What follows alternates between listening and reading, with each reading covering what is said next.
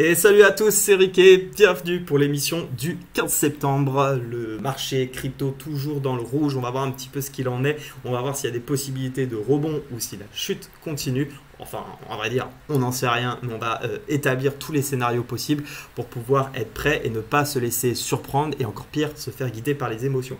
Si tu es nouveau sur la chaîne et que c'est la première fois que tu vois le contenu, bah, sache que moi je suis nouveau sur YouTube. Voilà, je débute effectivement le partage de mes analyses. Ça fait, pour me présenter, ça fait plus de 4 ans que je fais du trading et de l'investissement.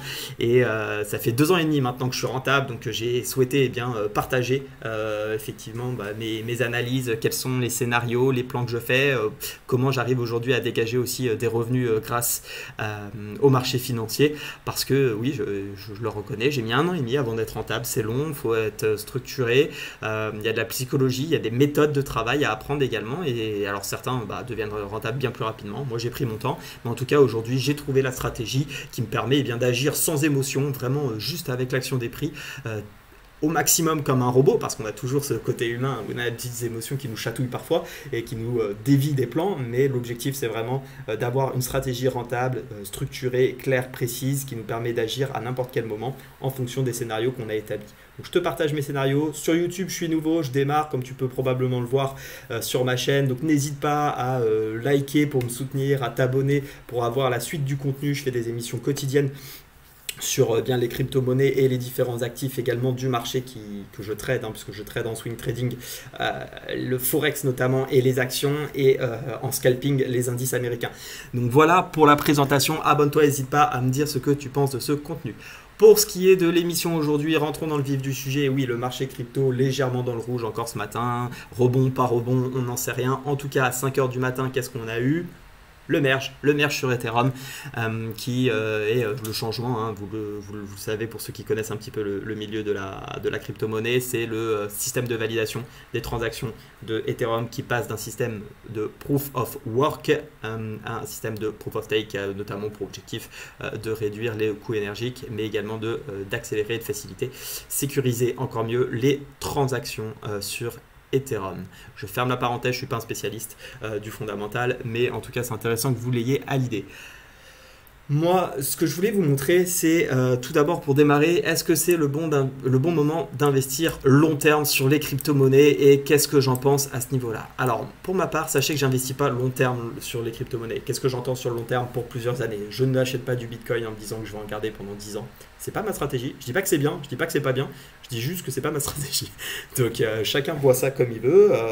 Si vous êtes profondément convaincu que le Bitcoin va valoir 250 000 $ d'ici 5 à 10 ans, écoutez, why not? Moi je remets pas du tout en question cet avis. Moi je préfère effectivement investir sur ce que je vois et pour le moment ce que je vois c'est tout simplement un marché qui est très baissier. Pour ceux qui ne sont pas encore trop habitués avec les chandeliers japonais, on voit bien, on a des plus hauts toujours plus bas et des plus bas toujours plus bas ici. Donc on est dans un marché baissier, un marché qui ne fait pour le moment que chuter et qui à chaque mini rebond finalement n'arrive pas à passer le cap et repart à la baisse. Alors est-ce que j'ai envie d'investir maintenant? Clairement de mon côté non. Pourquoi? Parce que pourquoi aller investir des grosses sommes sur lesquelles j'espère faire des x3, x4, x5 quand finalement il y a plus de chances que ça continue à la baisse tant qu'on m'a pas prouvé le contraire plutôt que ça remonte. Moi je préfère investir dans les montées. Alors tout le monde va me dire bon, attends, c'est complètement con, pourquoi t'as pas tout mis à 20 000? Oui, le problème c'est que déjà on n'a aucune certitude qu'à 20 000 ça soit le bottom du mouvement. On peut très bien aller chercher des niveaux comme 13 000 et je vous le dis, moi j'ai très clairement une petite possibilité dans ma tête de me dire que le Bitcoin, rien qu'à l'analyse technique, peut finir à 3 000 $. Enfin, peut en tout cas aller toucher les 3 000 $, qui est là, est une zone plus intéressante. Et même si on va déjà rien qu'à 13 000 ou 10 000 sur les zones dont certains parlent, j'ai déjà vu sur les réseaux, avec plus ou moins de raison, ça reste toujours plus intéressant de rester à 13 000. Moi, je préfère rentrer un poil plus haut et rater le bottom, mais par contre être dans un mouvement qui est haussier, quitte à ressortir si le mouvement s'annule, plutôt que de rentrer sur des niveaux de prix juste parce qu'on se dit « Ah super, ça fait moins 50%, mais qu'on n'a aucune garantie que le cours cours va augmenter. D'autant que pour ma part, je n'investis pas que sur le marché des crypto-monnaies. Donc pourquoi aller immobiliser de l'argent sur un marché qui est totalement baissier, alors qu'on a des actions, je pense notamment à des actions pétrolières sur lesquelles je suis rentré, qui ont complètement explosé à la hausse. Et cet argent, si je l'avais bloqué sur le Bitcoin, bah, j'aurais pas pu investir sur ces actions pétrolières qui là, pour le coup, sont en train de me faire des plus 30%. Et bah, nécessairement, c'est plus intéressant qu'un Bitcoin qui vous claque un moins 50-60%. Voire même beaucoup plus. Donc voilà mon avis. Moi, j'ai pas du tout envie de rentrer sur ce marché des crypto-monnaies qui ne fait que baisser. En revanche, il y a des coups à jouer sur des petits mouvements, sur des mouvements plus courts. C'est ce qu'on appelle du trading intraday, voire même swing trading. On peut avoir des 2, 3, 4, 5 jours de hausse potentielle avec des objectifs définis. Mais moi, je cherche plutôt des shorts pour le moment. Donc voilà mon avis général sur le marché de la crypto-monnaie. Allons maintenant sur le Bitcoin, une petite étude Bitcoin quotidienne. Eh bien, qu'est-ce qu'on a fait hier? On a fait un superbe doji suite à une énorme baisse. C'est pas si étonnant que ça. C'est pas si étonnant que ça. Pour quelle raison? Eh bien tout simplement parce que on a eu une très forte baisse le jour précédent. On aurait pu continuer à baisser. Il y a aussi les acheteurs qui forcément se manifestent après une telle baisse. Ce qu'il faut bien se dire, c'est que même si on est sur une vision daily, vous avez dans la journée des personnes qui prennent position pour quelques minutes ou quelques heures. Donc ils peuvent aussi jouer un potentiel mini rebond, et c'est probablement ce qui s'est passé et ce qui explique toute cette indécision entre les vendeurs qui souhaitent continuer la chute puisqu'ils se positionnent dans le mouvement, et c'est pas nécessairement bête puisqu'on vient d'avoir une grosse accélération dans un mouvement baissier. Pourquoi pas reprendre finalement la baisse après cette correction de 5-6 bougies vertes pour ensuite essayer d'aller jouer un mouvement encore un peu plus prononcé à la baisse. Maintenant, vous avez aussi des acheteurs qui estiment que la zone des 20 000 $ est une zone intéressante pour se positionner, où on peut jouer un potentiel rebond, ce qui explique pour l'instant, en tout cas je pense, et c'est ce que traduit en la bougie, cette bagarre finalement sur le niveau des 20 000 entre acheteurs et vendeurs. Maintenant, si on descend sur le niveau 4 heures, qu'est-ce qu'on observe? Ça va tout simplement être le détail du doji de la veille, et on voit bien cette incertitude, donc pas grand chose de plus à dire en 4 heures. En 1 heure, hier, j'ai donné sur Instagram. Alors ça a été très court parce que j'ai ouvert les écrans à 19h55 et le signal était donné à 20h. Donc il fallait effectivement être devant les écrans. Je reviendrai sur ce trade, c'est pas l'objectif de la vidéo. Tout simplement juste, on avait un magnifique triangle descendant, pour ceux qui connaissent, c'est une figure de continuation. On provenait bien d'un mouvement extrêmement baissier et on avait cette zone de support qui tenait ici. Je l'ai dit à 19h55. Si le niveau en 1 heure, la bougie 1 heure clôture en dessous du niveau des 20 130 grosso modo, eh bien il faudra se positionner sur le pullback, donc c'est-à-dire sur les 20 131. Moi j'avais donné 20 127 en entrée. Bon bah voilà, on est venu pullbacker au point près et j'ai dit l'objectif c'est tout simplement de reporter la hauteur du triangle. Qu'est-ce qu'on est venu faire? Ça s'est fait en 15 minutes, je peux aller dans le détail après, mais ça s'est fait en 15 minutes, on est venu toucher la zone et on a rebondi. Voilà, ça c'était un trade avec un ratio 2, donc vous gagnez 2 fois votre risque, ça a duré 15 minutes, c'était plié, c'était un trading vraiment de tendance. C'est pour ça encore une fois que je vous dis, essayez de vous positionner dans la tendance, c'est quand même ce qu'il y a de plus simple. Donc en 1 heure, où est-ce qu'on en est maintenant? Je vais supprimer ça, on n'en a plus besoin. Ça ne nous intéresse plus. En revanche, on a du coup la zone de polarité qui est travaillée, et cette zone de polarité, c'est les 0,6 du dernier mouvement haussier. Okay, donc c'est clair que si on vient lâcher cette zone, et c'est un petit peu ce qu'on a déjà fait ici, on est peut-être plus en train de faire un pullback un peu prononcé, eh bien on a de fortes chances d'aller rechercher les 100% du mouvement précédent. Donc du coup moi mon objectif ici ça serait pourquoi pas rentrer tout de suite là maintenant. C'est un plan, tout ça je le supprime. C'est un plan parce que moi l'objectif quand je fais des 61,8 tout 100%, c'est tout simplement, je me positionne sur les 61,8 tout 100%, je mets un stop loss légèrement au-dessus des 0,5 qui est une zone qui peut être recherchée par les acheteurs, et je vais chercher du coup les 100% à ce niveau là, ce qui m'offre quasiment systématiquement un ratio entre 2,75 et 3. Là on a 2,85, donc un très bon ratio avec un trade de tendance de fond, donc c'est vraiment un top trade. Attention cependant maintenant, pourquoi? Parce qu'en 1 heure on a de la divergence, on a une très belle divergence qui s'est créée ici. Donc je le rappelle, divergence, c'est lorsque le prix va à l'inverse, va dans le mouvement inverse des indicateurs de mouvement. Pourquoi c'est hyper intéressant en plus? Parce que la divergence, on est venu la faire où? On est venu la faire sur la dernière zone de support. Donc très très intéressant cette divergence. On pourrait avoir un rebond du coup plus prononcé, et généralement moi ce que je cherche dans les divergences, eh bien c'est aller chercher 50% du mouvement puisqu'on au minimum, hein, bien entendu, et ce qui nous amènerait sur la zone des 21 214. Alors vous allez me dire, ouais, super Ike, tu nous dis d'une part, il faut shorter les 0,6 avec un stop loss au-dessus des 0,5 pour aller chercher les 100%, et d'autre part, tu nous dis qu'il faut acheter la divergence pour aller chercher les 0,5. Oui, effectivement, parfois on a des contre-signaux, hein, on a des différents plans qui peuvent se mettre, c'est à vous de choisir celui que vous préférez. Pour ma part, de toute façon, je prends vraiment ce qui est évident, comme le triangle hier qui était de continuation, où on avait quand même de fortes chances de le réaliser. Là, comme ça, je suis dans un range, je le rappelle, hein, j'arrête pas de le dire dans mes différentes vidéos, je suis dans un range, je suis proche d'un support. Maintenant, très clairement, je vous ai donné deux plans, je vais en prendre aucun de mon côté parce que c'est complètement indécis, il y en a un des deux qui va probablement marcher, ça c'est trop facile de le dire, je ne vais pas me rentrer dans les deux, ça n'a juste aucun sens, tout simplement je dis ce que je vois, et pour l'instant, eh bien, vu qu'il y a des contradictions d'un mouvement d'un sens à l'autre, eh bien, je préfère rester en dehors de ce marché complètement zinzin. Pour le moment, il n'y a pas de réelle décision qui est prise, donc je regarde ce qui se passe.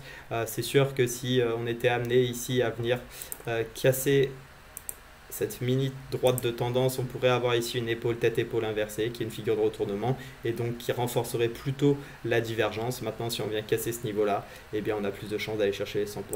Voilà, c'est ça mon analyse sur Bitcoin. Encore une fois, pour du day trading intraday, soyez vigilants. On est sur des niveaux, on est dans un range là en plus. Ici, là, on est en plein milieu du range, ici des 19 500 ou 20 500 grosso modo. Donc soyez prudents, je préfère shorter quand même le haut du range et aller chercher le bas. Mais soyez prudents en tout cas sur le Bitcoin. Ethereum. Alors notre ami Ethereum qui a fait le merge, et on va voir un petit peu ce qu'il en est sur les réactions. Alors Ethereum hier en daily, on avait observé ce petit drapeau qui était en train de se faire, où on a été chercher les 0,6 et on a dit si on casse ce niveau, on ira chercher les 100% du mouvement dans un premier temps, et pourquoi pas en deuxième objectif cette ancienne résistance qui avait bloqué les prix à 1200. Moi j'y crois assez fortement à ce scénario parce qu'on est dans un marché de fonds baissier encore une fois, donc je suis plutôt à rechercher des ventes dans un scénario baissier qu'un des achats.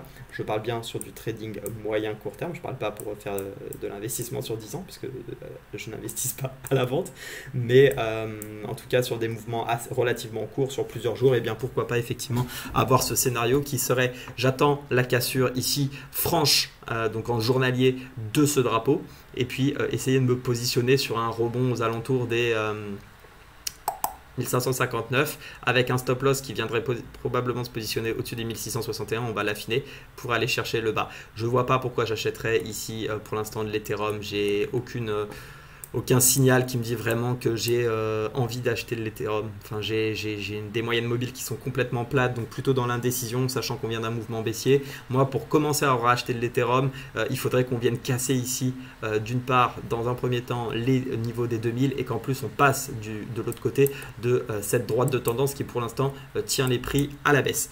Ça, c'est la vision en daily. Maintenant, en 4 heures, est-ce qu'on a autre chose à faire? Bah oui, on avait le plan d'hier, donc pour l'instant, qui est toujours pas validé, puisqu'on n'a pas cassé le fameux support oblique qui tient pour le moment. On est même en train encore de rebondir dessus, donc pour l'instant ça tient, pas de nécessité de se positionner là tout de suite à la vente. Donc voilà, je réajuste mon objectif. Je rappelle, ça c'est l'objectif du drapeau. Donc le stop loss, je réajuste le stop loss, pardon, je le positionne ici à 1667. Si on vient casser ici le niveau des 1562, et bien j'attends une belle cassure au minimum en 4 heures, mais je préférerais en daily m'assurer qu'on a bien cassé ce niveau là, prendre une position avec un ordre à 1548, 1550, stop loss 1667,21, et je vais chercher l'objectif théorique du drapeau qui est les 1159,34 avec un superbe risque ratio de 3,44. Voilà mon plan sur l'Ethereum, plan plutôt vendeur, d'autant que peut-être que certains connaissent le proverbe buy the news et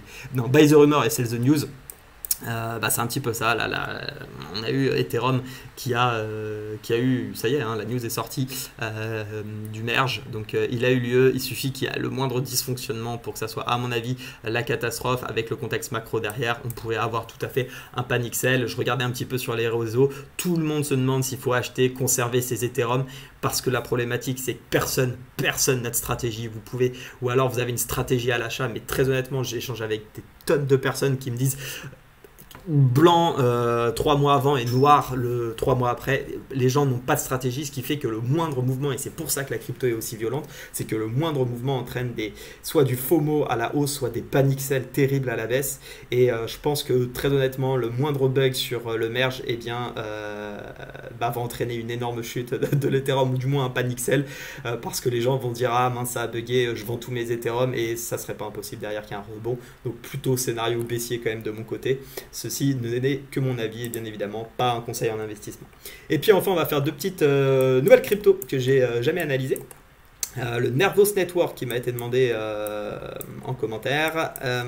Alors, le Nervos Network, bon, un petit peu toujours dans la même optique, hein. De toute façon, il fait partie du marché des cryptos, donc j'ai pas trop envie de me positionner à l'achat long terme pour le moment sur les cryptos. En revanche, ce que je vais regarder ici, parce que ça reste quand même très intéressant sur le Nervos, c'est cette zone. On a une zone, moi, ce que j'appelle d'accumulation. Parce que j'appelle, c'est ce qui s'appelle, hein, ni plus ni moins qu'une zone d'accumulation. Je reprends juste les termes. C'est une zone d'accumulation où on voit ici qu'on a un range qui est assez intéressant, qu'il ne faut pour moi pas trader parce que c'est trop compliqué. On le voit, très compliqué de se positionner dans un range. J'en ai déjà parlé dans les vidéos précédentes. Si vous voulez aller le voir, j'explique pourquoi.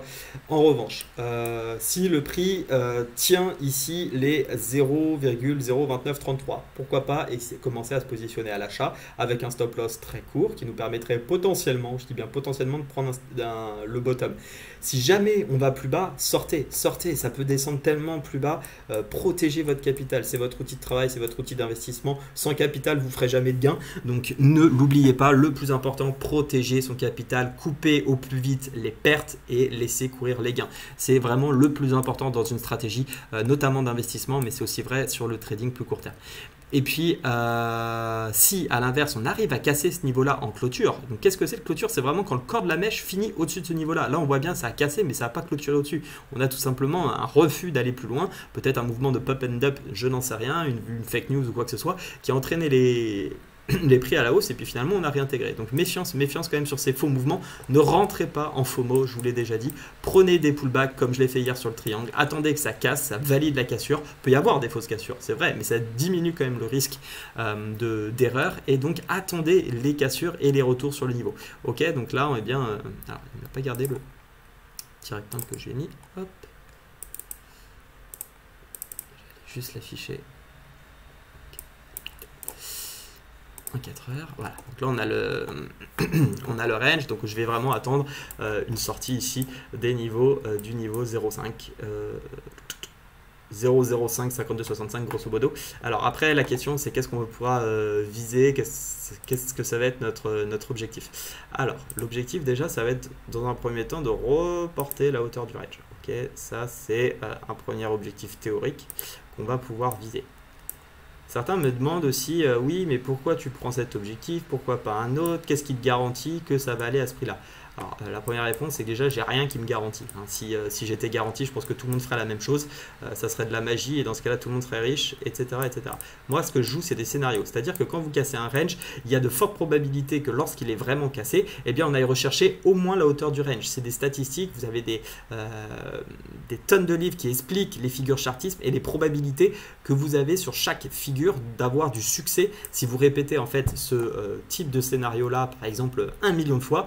Alors, je ne sais plus la probabilité exacte d'une cassure de range, c'est peut-être disons 68%.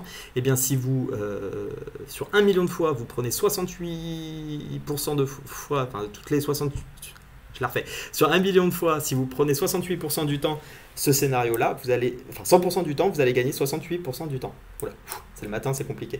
Donc forcément, c'est un scénario qui vous met rentable parce que vous allez aussi prendre un ratio qui fait que votre perte sera plus petite que votre gain. Donc en fait, vous allez gagner, je vous fais le petit calcul, et c'est là que vous allez comprendre la puissance finalement du money management, c'est-à-dire de la gestion du risque sur le trading, mais que ce soit sur le trading ou l'investissement. Imaginez, on va le faire sur 100 exemples, ça sera plus logique. Vous avez 100 range, vous achetez 100 fois la cassure du range sur le pullback, et on va dire que systématiquement, au pire, on a un ratio de 2 pour 1, c'est-à-dire qu'on gagne 2 fois ce qu'on perd. Vous êtes prêt à perdre 100 euros, ok, et sur les 100 euros, donc sur les scénarios, sur les 100 fois, on dit que la probabilité de gain c'est 68%. Ça veut dire que vous avez, si je dis pas de conneries, 32%, vous allez perdre 32 fois. Donc vous allez perdre 3200 euros. En revanche, si vous avez un risque ratio de 2 pour 1 minimum, c'est-à-dire vraiment au minimum, ça veut dire qu'à chaque fois que vous allez gagner 200 euros. Et ça, vous allez gagner 68% du temps. Parce qu'il y a plus de probabilité de gagner ce type de trade si c'est 68%. Donc, vous allez empocher la somme de 13 600. Vous retirez effectivement vos pertes, ce qui fait que vous avez gagné 10 400 euros avec un risque potentiel de 100 euros sur ce type de trade. Donc, c'est ça la force du money management. La money management, c'est pas, et le trading, c'est pas le fait d'avoir tout le temps raison, d'avoir 100% raison. Il faut augmenter bien évidemment son win rate parce que plus on gagne, plus on a de chances de faire de l'argent. Mais ce qu'il faut, c'est gagner plus que ce qu'on perd. Et ça soit de l'investissement ou du trading. J'en reparlerai dans une vidéo. Ok, donc voilà en tout cas pour cette partie-là. Donc voilà l'objectif que je vais viser, les 0,74 dans un premier temps. Et puis après, on peut aussi aller chercher les 0,5 de la baisse précédente. Voilà, avec un objectif ici précédent à 0,083. Et ce qui est assez intéressant, c'est qu'on voit que c'est la zone qui avait été travaillée et qui avait tenu en support avant de lâcher précédemment. Comme quoi, les mathématiques et le trading, c'est quand même bien foutu. Et enfin, pour terminer, Radix. Radix, bah pareil, hein, une belle zone d'accumulation. Quoi dire de plus? Bah, pas grand chose. Ici, on est en train d'accumuler sur cette zone. Tant qu'on casse pas au minimum. Tant qu'on casse pas ce fameux niveau en clôture des 0,07, ouais c'est ça, 0,07, eh bien on ne fait rien. Pareil, vous pouvez reporter la hauteur du range qui va probablement nous emmener ici sur les 0,09 avec un stop loss qui se situera à peu près soit en dessous du milieu du range, soit juste en dessous, plus agressif, de la hauteur du range qui permet d'avoir un meilleur risque ratio. Et ensuite vous prenez profit. Attention, on reste dans des marchés qui sont soit en latéralisation, soit plutôt en baisse, enfin de façon de tendance de fond baissière avec une latéralisation en cours. Donc pas là c'est un peu 50% de chance que ça reparte à la hausse ou 50% de chance que ça reparte à la baisse. J'ai pas envie de faire un pile ou face sur mon investissement. Le capital c'est trop important. J'ai eu trop de difficultés au début pour remonter toutes mes pertes et très honnêtement le seul conseil que je peux vous donner moi c'est préserver votre capital. Je peux pas vous faire de conseils en investissement, exactement vous dire ce qu'il faut faire. Je peux vous partager mes plans, mais le plus important en tout cas si je devais donner un conseil, eh bien, c'est vraiment de préserver son capital. Faites attention à votre capital. Cramer son capital, c'est cramer toutes les possibilités derrière de pouvoir continuer à faire du profit. Et donc, vous arrêtez tout simplement. Et je trouve ça très dommage. Voilà, j'espère que cette petite vidéo vous a plu. J'ai pris un peu de temps sur effectivement l'explication du money management, mais c'est hyper important. D'ailleurs, pour revenir dessus, vous avez un livre, j'ai un doute sur le prénom, je crois que c'est François, mais en tout cas son nom de famille c'est Baron, qui explique, c'est un livre sur les figures chartistes, donc Baron B-A-R-O-N, et qui explique vraiment toutes les figures chartisme qui existent. Je les utilise moi-même au quotidien. C'est un top livre pour vraiment commencer à appréhender finalement le chartisme et toutes les figures de continuation, de retournement et toutes les probabilités et statistiques que vous pouvez avoir. Et il vous explique également en détail où est-ce qu'il faut rentrer, pourquoi il faut rentrer, où est-ce qu'on met le stop loss, où est-ce qu'on met le take profit. Et ça permet finalement de se créer déjà des premières stratégies qui permettent d'agir sans émotion. Ça c'est le plus important parce que si on n'a pas de stratégie claire et nette, on va être guidé par ses émotions. Et croyez-moi que la psychologie dans le trading, il en faut. Et quand vous n'en avez pas, ça donne des résultats catastrophiques. Je vous souhaite une excellente fin de journée. Je vous dis à bientôt. Portez-vous bien. Ciao!